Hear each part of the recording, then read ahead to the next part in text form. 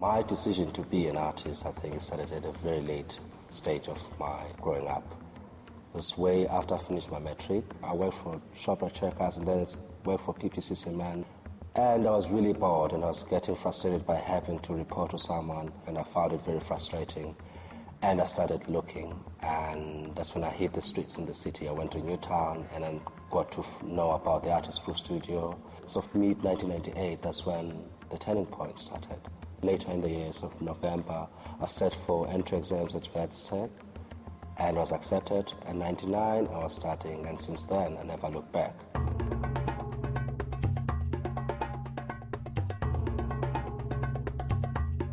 I think what really got to encourage me to start using or employing the methods I employ now was because of their teaching methods at Wits Tech.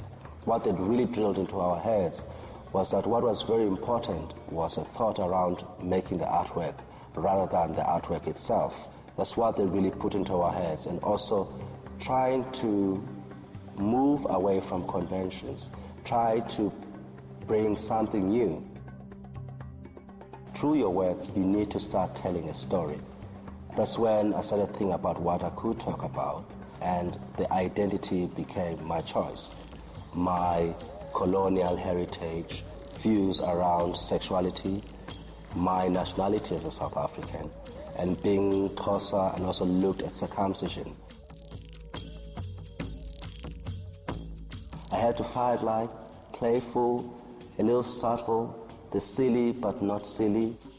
It was almost like really getting to recycle good pieces out of the past and we stitch them together to create something that is new.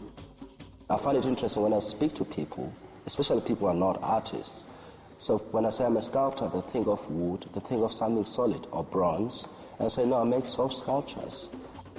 In materials, when we refer to materials, I think the ribbon is really the strongest element that tends to occur in all the pieces.